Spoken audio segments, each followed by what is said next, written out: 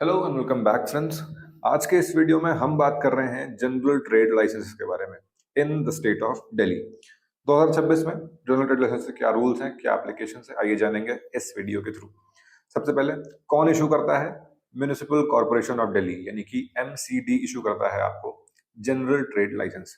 Introduction के तौर पे जनरल ट्रेड लाइसेंस एक ऑफिशियल परमिशन लेटर है जो एमसीडी दिल्ली इशू करता है to allow a person, proprietorship, partnership firm, LLP, company और कोई भी entity to legally conduct a business activity from a specific premises in Delhi। यानी कि किसी एक स्पेसिफिक जगह से, यानी कि कोई शॉप है, कोई ऑफिस है, उस जगह पर बिजनेस करने का एक permission letter for any kind of entity, be it individual, partnership, company, LLP etcetera. Required है सारी मेजॉरिटी कमर्शियल एस्टेब्लिशमेंट्स के लिए और इंश्योर करता है compliance with municipal laws and safety norms.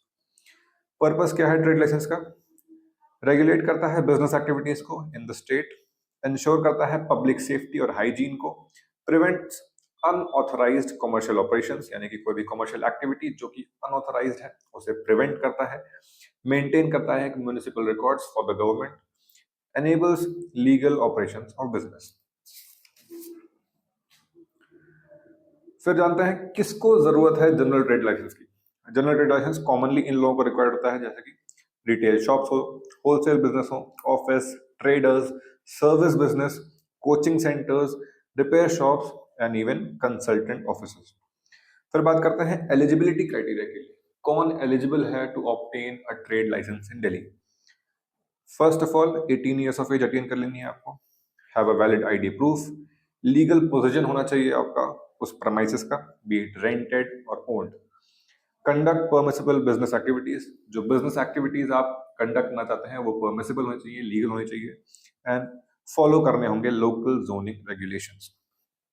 फिर बात करते हैं बेसिक डिटेल्स के बारे में, क्या रिक्वायर्ड है while you are filing your application. सबसे पहले आपका name, address, mobile number, email ID, date of birth, business का नेम, बिजनेस का address, trade description and shop area in square metres.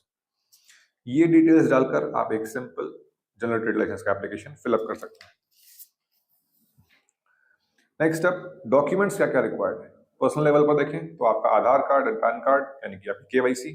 Premises के प्रूफ में अगर खुद की हैं तो सेल डीड या ओनरशिप प्रूफ या फिर property tax receipt in your own name. अगर रेंटेड है तो रेंट एग्रीमेंट एंड ओनरशिप से ओनर से एनओसी, यानी कि उन्हें कोई ऑब्जेक्शन नहीं है by you using that premises as business। Other documents क्या क्या लगेंगे? एक शॉप की फोटो लगेगी with board, electricity and water bill यानी कि कोई utility bill of that premises, layout plan if required, अगर सिचुएशन डिमांड करती है या कैटेगरी डिमांड करती है तो आपको एक लेआउट प्लान भी देना पड़ेगा।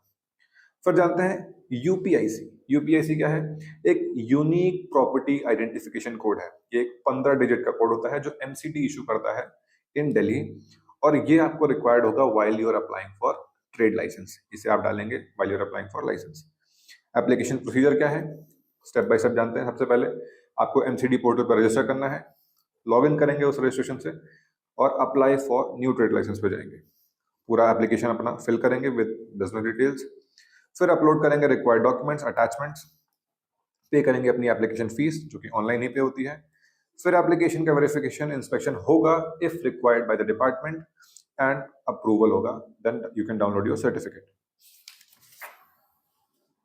नेक्स्ट अब फीस की बात करें तो फीस जो है वो जनरली बेस्ड है आपके शॉप एरिया के हिसाब से जो कि स्क्वायर मीटर में डालेंगे, टाइप ऑफ ट्रेड यानी कि कैटेगरी ऑफ काम जो आप करने वाले हैं, एंड लाइसेंस का वैलिडिटी पीरियड, किस पीरियड तक के लिए आपने एक बार में लाइसेंस लिया है उस पर भी फीस डिपेंड करती है।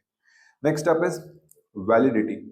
ट्रेड लाइसेंस 3 कैटेगरीज में अवेलेबल है डिपेंडिंग अपॉन द वैलिडिटी, 1 साल का, 2 साल का, 3 साल का।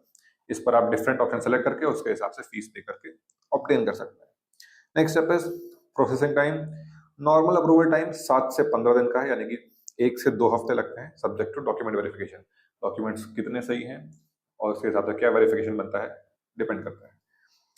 Fire NOC requirement, fire NOC में भी रिक्वायर्ड अगर आपका कोई स्पेसिफिक हाई रिस्क बिजनेस है, यानी कि केमिकल स्टोरेज है, फायर वर्क्स है, लार्ज कमर्शियल यूनिट्स हैं और सर्टेन रेस्टोरेंट्स, यानी कि फायर हैजार्ड तो नहीं है। अगर उस केस में फायर हैजार्ड बनता है तो आपको फायर एनओसी भी लेनी पड़ेगी। रिन्यूअल की बात करें, ट्रेड लाइसेंस को रिन्यू करना पड़ेगा before expiry to avoid penalties, यानी कि जिस पीरियड के लिए आपने वैलिडिटी ली है वो वैलिडिटी खत्म हो उससे पहले ही आपको रिन्यू कर लेना है। Next up, penalty for no licence. अगर आप ऑपरेट कर रहे हैं बिना ट्रेड लाइसेंस के तो आपको फाइन देना पड़ सकता है, नोटिस आ सकती है, बिजनेस तक बंद करना पड़ सकता है और आपके प्रेमाइसेस भी सील कर सकता है एमसीडी।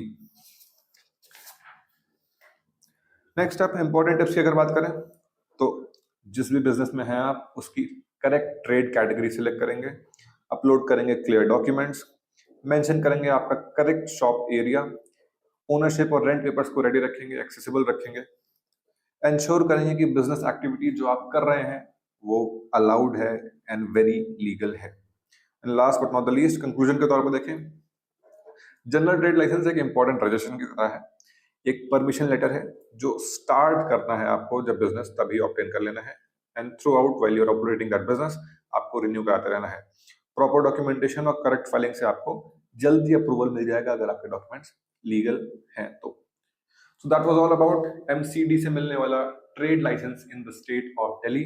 ऐसे ही इन्फॉर्मेटिव वीडियोस के लिए हमारे साथ जुड़े रहिए on advice brain. Thank you very much.